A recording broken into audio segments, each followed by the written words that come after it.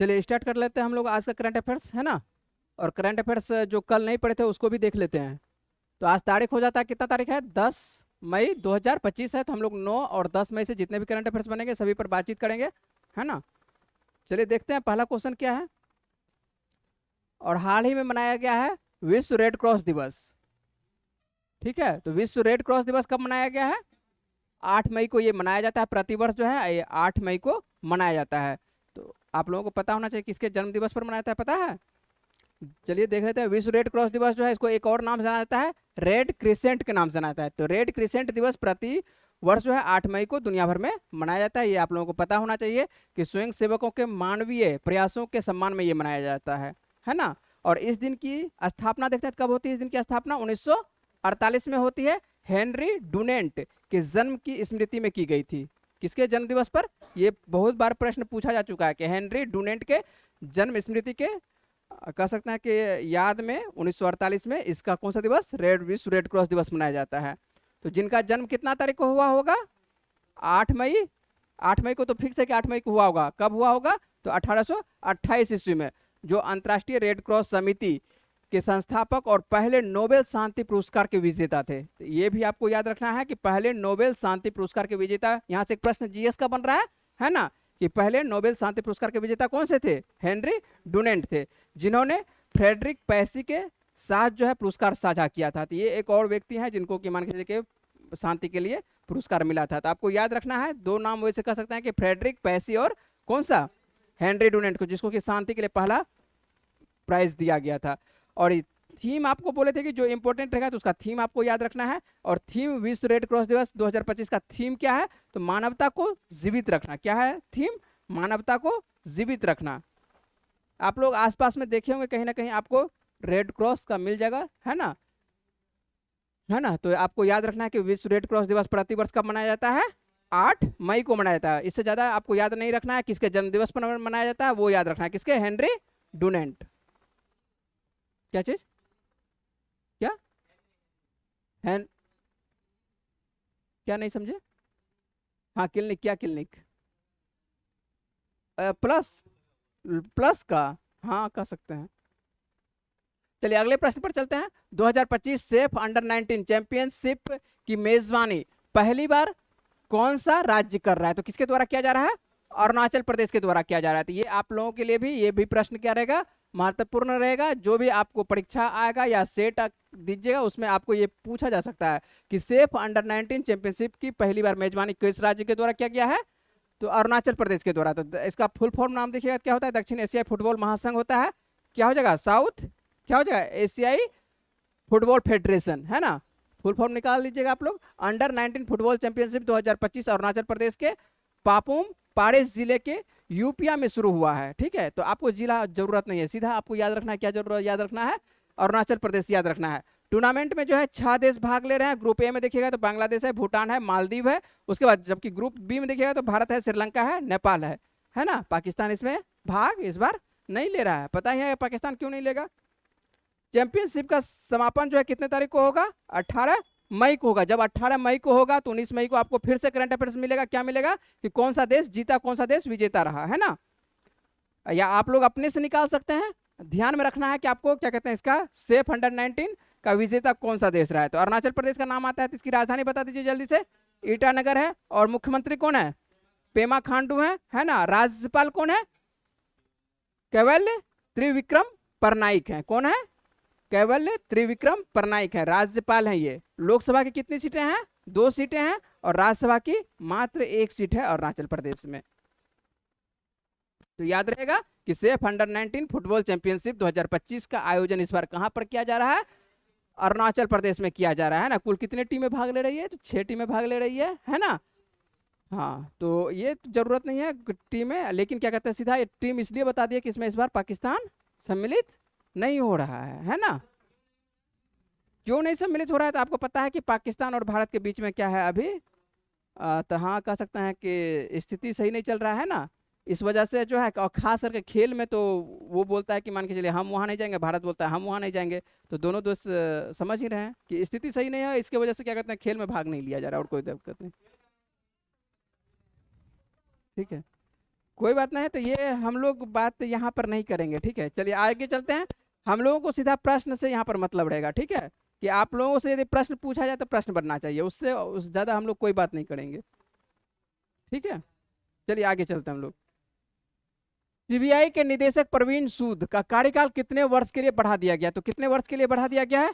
1 वर्ष के लिए बढ़ा दिया गया है ना। इनका कार्यकाल समाप्त हो रहा था, लेकिन नए को नियुक्त नहीं किया गया। जो थे सीबीआई के निदेशक, उन्हीं का कार्यकाल जो है 1 वर्षों के लिए बढ़ा दिया है। तो भारत सरकार के जो है केंद्रीय जांच ब्यूरो के निदेशक कौन है, ये आपको अब याद रखना है कि कौन है निदेशक, कौन है सीबीआई के निदेशक प्रवीण सूद है। और ये कब तक रहने वाले हैं? 2026 तक, ठीक है। कब तक रहेंगे? तो 2026 तक, ठीक है।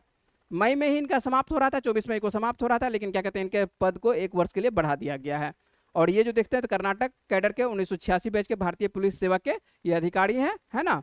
ये सब आप लोगों के लिए जरूरत नहीं है, सीधा याद रखना है कि इनका कार्यकाल कितने वर्षों के लिए बढ़ा दिया गया है। और सीबीआई के निदेशक वर्तमान में कौन है? तो कौन है? यही है प्रवीण कुमार सूद, सीबीआई के निदेशक, है ना। कितने वर्ष?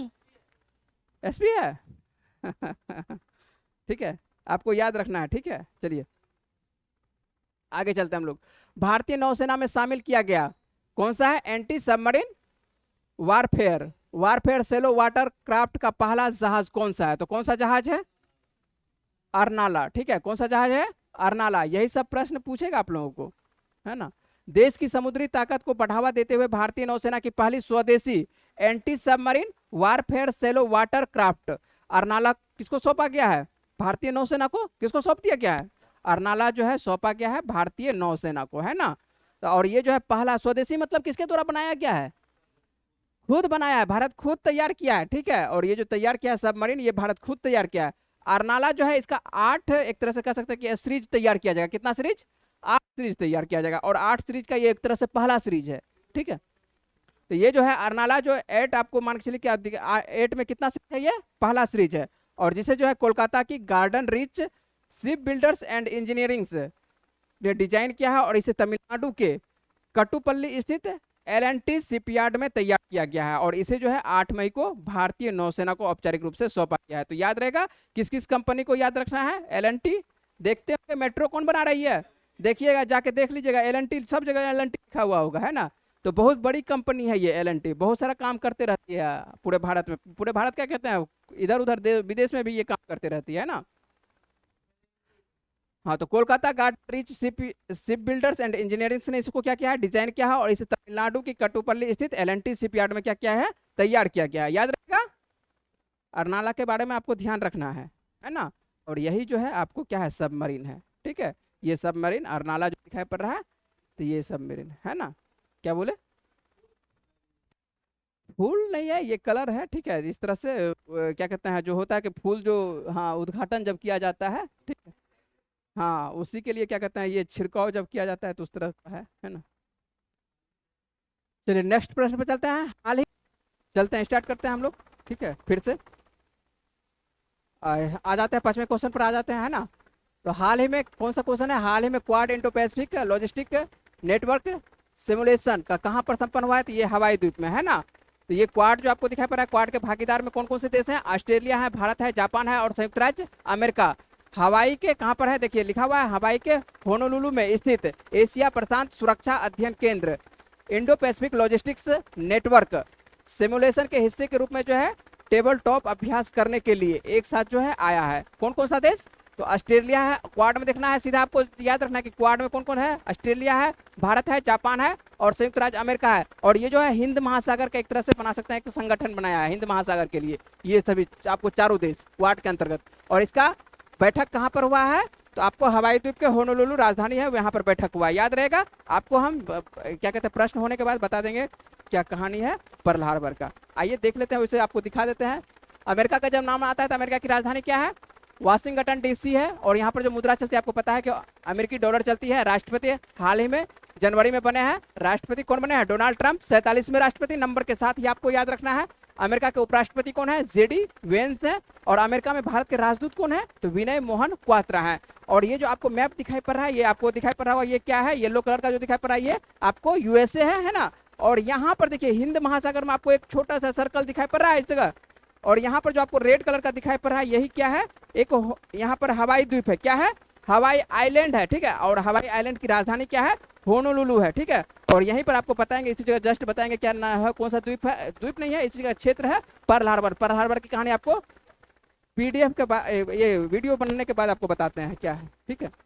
आ जाते हैं इस पे नेक्स्ट क्वेश्चन पर। हाल ही में यमन के प्रधानमंत्री के रूप में नियुक्त किया गया है, किसे नियुक्त किया गया है, सलेम सलाह बिन ब्रिक को नियुक्त किया गया है। किसको नियुक्त किया गया है, सलेम सलाह बिन ब्रिक को। और सलेम सलाह ब्रिक जो है आपको 2019 से देखते हैं तो यहाँ पर क्या थे, वित्त मंत्री थे, लेकिन वर्तमान में आप ये क्या बन चुके हैं, प्रधानमंत्री बन चुके हैं, सीधा याद रखिएगा। और यमन की राजधानी क्या है, साना है, और यहाँ पर जो मुद्रा चलती है रियाल मुद्रा, और प्रधानमंत्री यही बने हैं, सलेम सलाह बिन ब्रिक बने हैं। और ये जो आपको मैप दिखाई पड़ रहा है सऊदी अरब से दिखाई पड़ेगा, कहाँ दिखाई पड़ेगा, थोड़ा दक्षिण में दिखाई पड़ेगा, और इसका सीमा देख लीजिएगा ओमान से बन रहा है, और नीचे में क्या है, हिंद महासागर का क्षेत्र है ना। चलते हैं आगे, नेक्स्ट क्वेश्चन पर बात कर लेते हैं। हाल ही में किस भारतीय राज्य ने प्रवासी श्रमिकों को, कह सकते हैं बच्चों को शिक्षित करने के लिए एक ज्योति योजना शुरू किया है, तो किस राज्य के द्वारा, केरल के द्वारा। किस राज्य के द्वारा, केरल राज्य सरकार के द्वारा कौन सा, ज्योति, ठीक है, ज्योति योजना शुरू किया है। किसके लिए, ये प्रवासी बच्चों के लिए है ना। केरल राज्य के द्वारा जो है प्रवासी श्रमिकों के बच्चों के औपचारिक शिक्षा प्रणाली में एकीकृत करने के लिए जो है एक लक्षित पहल के रूप में ज्योति योजना शुरू किया है। सीधा याद रखना है, ज्योति योजना किस राज्य के द्वारा शुरू किया गया है, केरल के द्वारा। किसके लिए, प्रवासी श्रमिकों के बच्चों के लिए, है ना। और जब आता है नाम केरल का, तो केरल के बारे में जल्दी से बता दीजिए। केरल की राजधानी क्या है, तिरुवनंतपुरम है, और मुख्यमंत्री कौन है, पिनरई विजयन है। राज्यपाल कौन है, राजेंद्र विश्वनाथ आर्लेकर, जो पहले बिहार के राज्यपाल हुआ करते थे, है ना। लोकसभा की कितनी सीटें, 20 सीटें, और राज्यसभा की कितनी सीटें, 19 सीटें। थोड़ा जल्दी करना पड़ रहा है क्योंकि बैटरी क्या होने वाला है, समाप्त होने वाला है। तो आपको इस तरह का प्रवासी बच्चे देखते हैं कि किसी भी राज्य में जाते हैं उसके माता पिता कमाने के लिए, तो बच्चा सब क्या करने लगता है, कुछ ना कुछ उसको काम करना पड़ता है। इसी बच्चे को क्या कहते हैं, एक तरह से शिक्षा देने का काम किया जाएगा, है ना। और पीडीएफ में आपको कुछ कहानी मिल जाएगा, देख लीजिएगा क्या उम्र है, क्या ऐसे सब आपको लिख दिए हैं। अगले प्रश्न पर चलते हैं।